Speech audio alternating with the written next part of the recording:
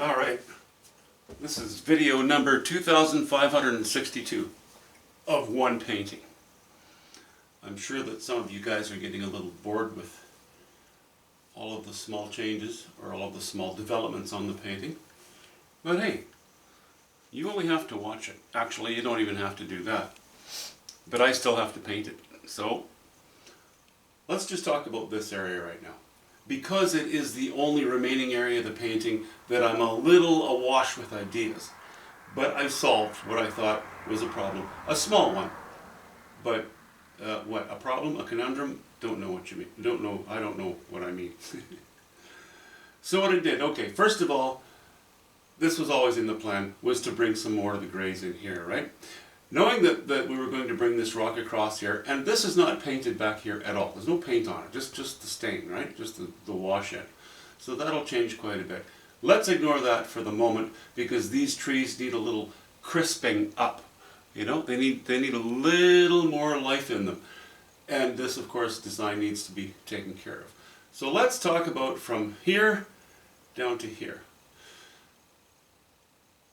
These rocks contain raw umber, ultramarine blue, and white. There was no raw umber, that's the key color, in any of the water at all until we got to here. So I've removed this low value, high chroma, predominantly ultramarine blue, and I've softened the whole thing using still the ultramarine blue that's in the rocks, but also the raw umber to help calm things down a little bit. And I've mixed those colors in with these colors in order to come up with these colors. So these rocks are now very close in value. They're getting closer in color. This is also becoming closer in color to this. I toned down where this trunk leaves the canvas. And I had this strong line going off. This little nodule of branch was kind of around the corner. So this line went right through. I brought that nodule back. There's no line going through anymore. So we've interrupted that smooth run off the canvas. I think that works just fine. I'm very happy not to intersect this line with anything else. I think we're going to be just fine with that. As in my opinion, to my taste, we're already just fine. So that's good. I brought some more of the warm colors over here. I'm going to be doing a little more of that down here as well, in various areas. I'm not taking you with me for all these small things because they're very time-consuming and tedious movements. So that would even draw out, you know, more sort of, let's just call it boring video. I do, however, know that there are a number of you who.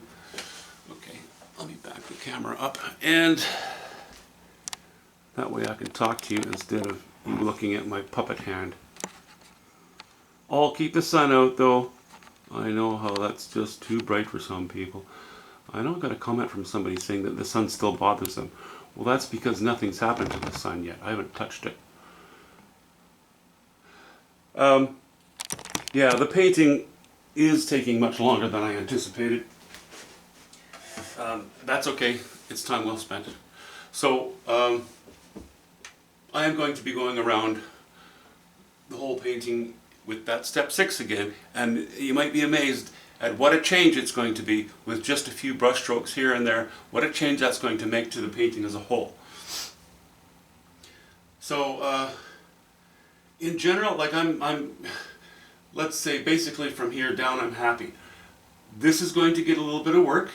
I like how this is united with this more now that we have higher chroma but lower value against this higher value but lower chroma edge of the trunk. I'm going to intensify some things here. I have a lot of different color in here. Maybe I'll just do a zoom on that in a minute.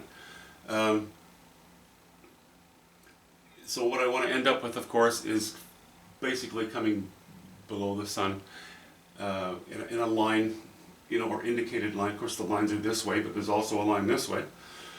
And I'm going to end up putting a bit of sparkle in. See, I'm going off canvas already. in the sky above in various areas to spread out that intensity of the sun. Believe it or not, the center of that sun, or not the center, but the sun itself, I still haven't made it as bright as I'm going to. It's going to be even more intense than it is now. It's the camera's fault. No, it's my fault for not having $1 billion camera, but the fact is the camera cannot pick it up in contrast with everything else. It's doing a better job now, but it still looks very garish when I introduce the sun on video, so we're not going to do that. In fact, once the painting's done, I'll sort of give you a final shot of it, but not under these studio lights, which work great for me for painting, but for some paintings not always so good for YouTube. I'll probably put it in the garage and take a photograph of it, because you'll get a more even distribution of light on the canvas when that time comes. I'd love to tell you that the next time you see it, it'll be finished, but that sets me up for lying, and I don't want to do that. So I'm putzing away on this. It's another day of lawn mowing. It's several thousand degrees out today. Well, not really, but you know, I have to ease into summer that way. So I'm sort of otherwise occupied. Funeral yesterday. You know how the trend is to say it's a celebration of life? Well, you know, when some people pass away, it's a very sad occasion, very funereal.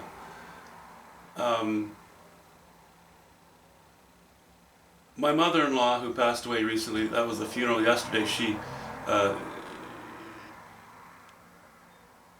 had a healthy life. She lived well. She died at 93. She was ready to go.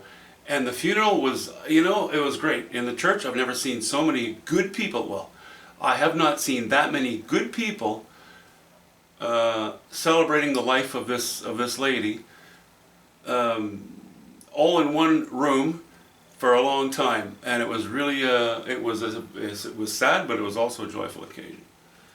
It was just kind of cool that this lady had touched so many hearts, you know, and had welcomed everybody into her life. Anyway, it was a good day, and I was exhausted because I'm just not used to being around a lot of people. Well, as you know, I'm stuck in my dungeon here most of the time. Okay, so I think next thing I'm going to do is I'll start playing it here and there, and I don't know. I mean, what do I know? I never do what I say I'm going to do. I should shut up now. We'll see you soon. Oh, I was going to do zoom in on the water. That's what I was going to do.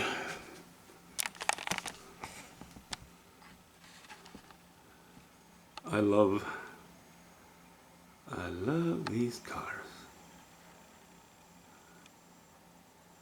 You know, the configuration of the highlights is going to change a little bit.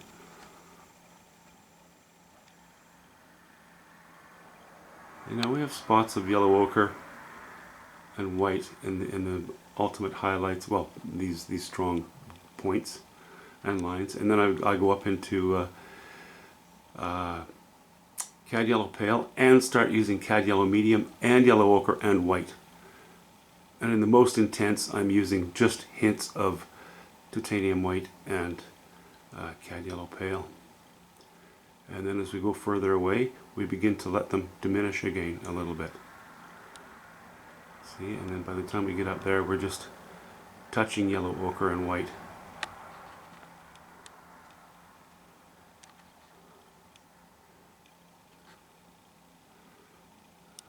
And where are we?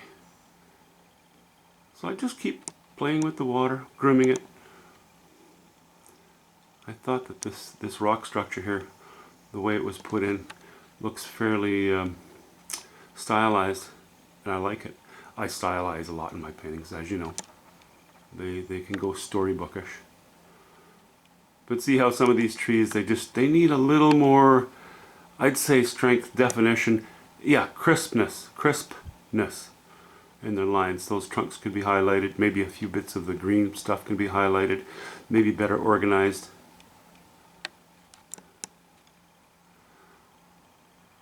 So, you know, as I just mentioned, the water is basically done. the key is basically, because it's not done, it still needs a lot of touches. I often say something like that. I often say, oh, well, you know, that, as far as I'm concerned, that's great. Well, I invariably go back to play with it a little bit. Okay, put your sunglasses on. That looks so garish through the camera. But honestly, face to face, it's not like that. Face to face, you see a little more of that intense color. But you see the color more than just the light. Okay guys, have a good weekend. See you soon.